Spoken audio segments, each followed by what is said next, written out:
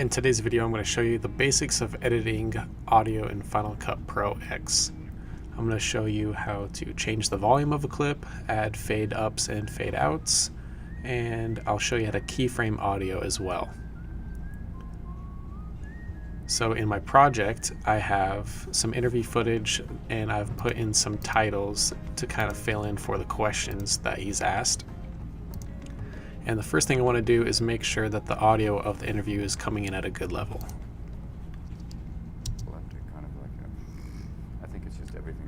So on the clip you can see there's a waveform. That's these little mountains at the bottom of the footage here, and there's a line here too. It's got a little number and then dB that stands for decibels. And this is what you're going to click and raise up or down to adjust the volume of the clip. Now over here in the sound meters, we want the audio to kind of come in at around -6. That's a good volume for the dialogue.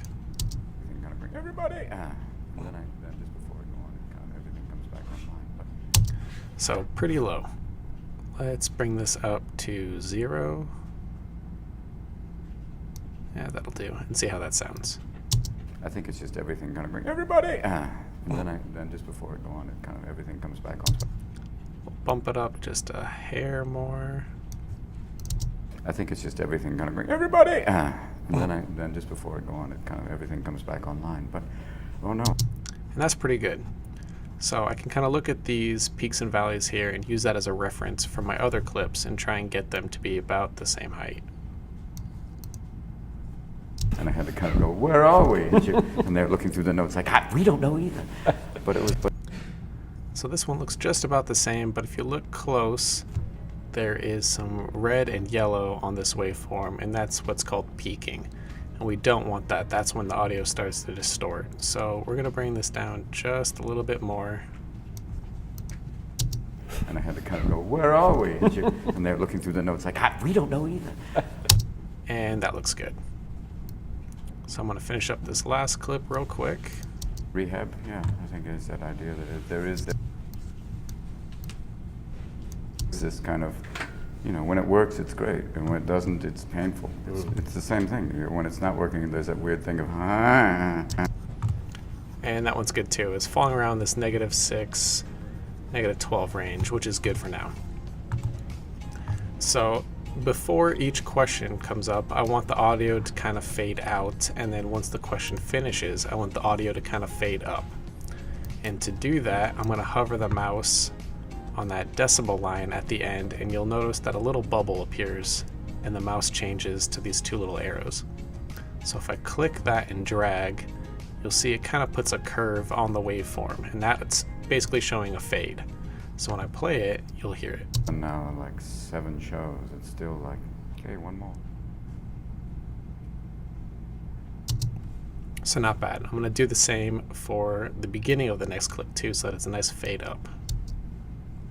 That's the metaphor. You either kill or die. There's that you heat.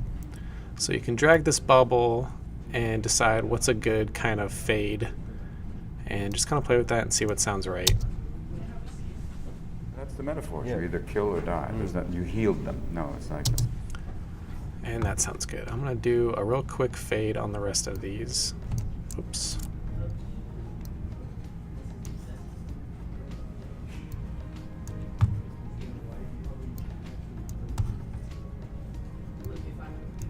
And I'll call that good for a real quick edit.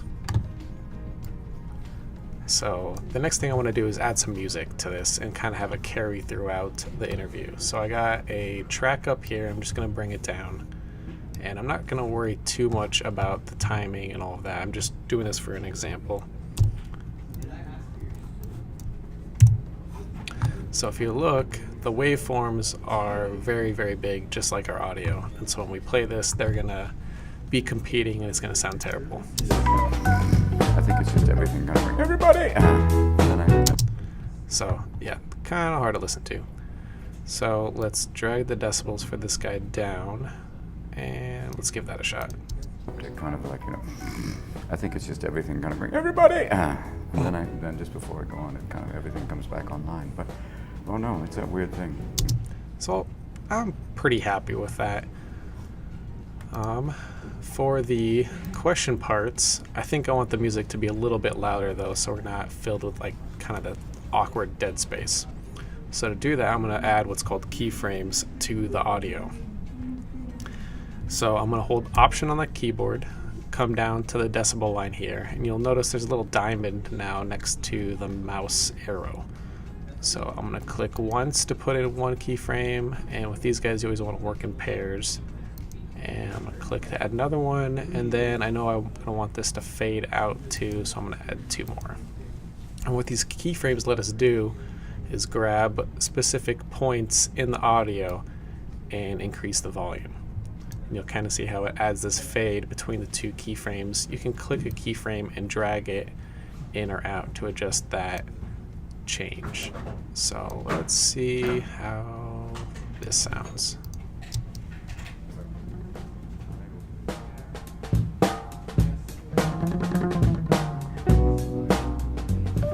I get this weird thing before going on stage. I get kind of narcoleptical. And that's pretty good. So I'm going to speed this up and add keyframes to the rest of it and call this one done. Sometimes you have a lot of clips and it's hard to find this little decibel line to adjust the volume, or it's just not letting you go to the sweet spot you want. Another way to change the audio is to click on the clip, come over to the inspector tab up here, click on the speaker, and then it gives you a little meter that you can use to drag and adjust the audio as well. And those are the basics of editing audio. Always try to record and find good audio before you edit, so you don't have to spend as much time editing that kind of stuff. It can take way longer than you think. But be sure to check out our other videos or stop by the Multimedia Lab for some one-on-one help. Thanks.